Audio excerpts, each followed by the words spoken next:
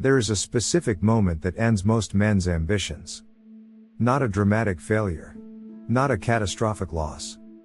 Just a quiet, accumulated realization that the effort is not matching the result. That the work is real but the reward is not arriving on schedule. That other people seem to be progressing while you are standing still. That maybe the goal was wrong, or the timing was wrong, or you were wrong about what you were capable of. And in that moment, quitting does not feel like giving up. It feels like wisdom.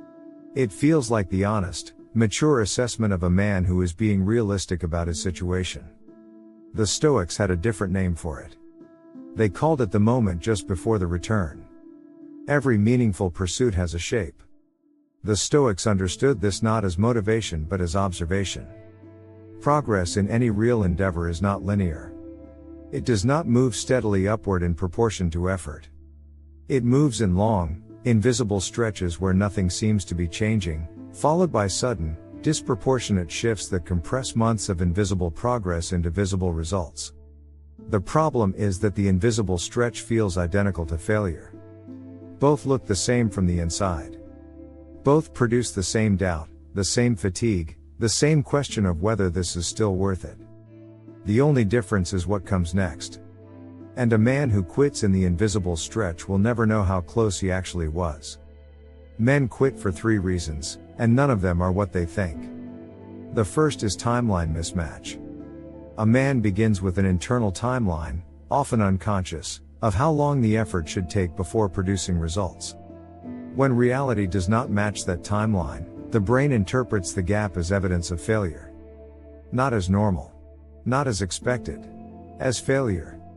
And once the brain decides it is failing, it begins building the case for exit. It finds every piece of evidence that supports quitting and filters out everything that suggests continuing. The Stoics called this a failure of judgment, allowing the mind to draw conclusions from incomplete information.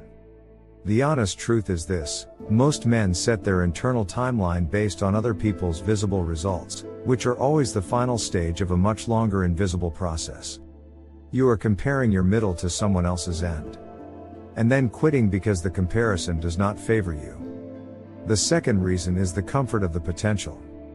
An unfinished pursuit still holds the possibility of everything.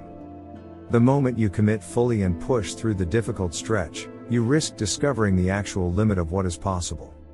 Some men, unconsciously, prefer the potential to the reality. They quit before the truth arrives, so the story of what could have been stays intact. The Stoics were direct about this. Comfort in potential is not hope. It is cowardice wearing a philosophical mask. The third reason is the absence of intrinsic meaning.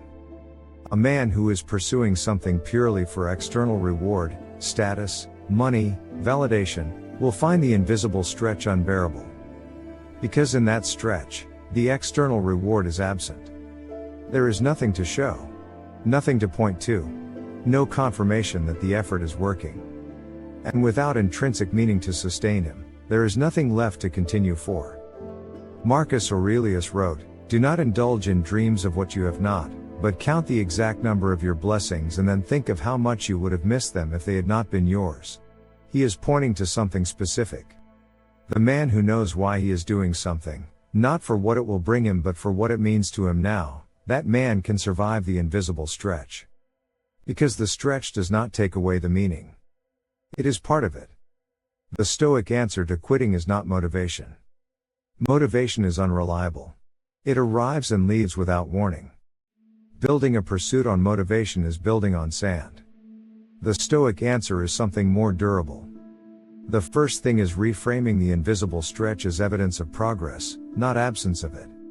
Every day you continue when nothing is visibly changing is a day of invisible accumulation. The skill is deepening. The habit is forming. The foundation is being laid. You cannot see it yet. But the man who quits during this phase is not escaping failure. He is abandoning a construction site one day before the walls go up. Change the story from nothing is happening to everything is happening, just not yet visible. That shift does not require new information. It requires a decision about how to interpret the information you already have. The second thing is shrinking the frame. When the long view becomes unbearable, The Stoics returned to the present. Not this year. Not this month. Today. What is the one thing I can do today that is genuinely mine to do? A man who can answer that question and act on it has already succeeded at the most important level. He showed up. He did the work. He did not quit today. And today is the only unit of time that is actually available. The men who build things worth building all have one thing in common. Not talent. Not resources. Not even a particularly clear vision of where they were going. They simply did not stop at the moment when stopping felt like wisdom. They stayed in the invisible stretch long enough for it to become visible. They kept showing up when the showing up produced nothing they could point to. They decided, at some level beneath motivation and mood and external feedback, that the work was theirs to do and they were going to do it. Not because it was easy.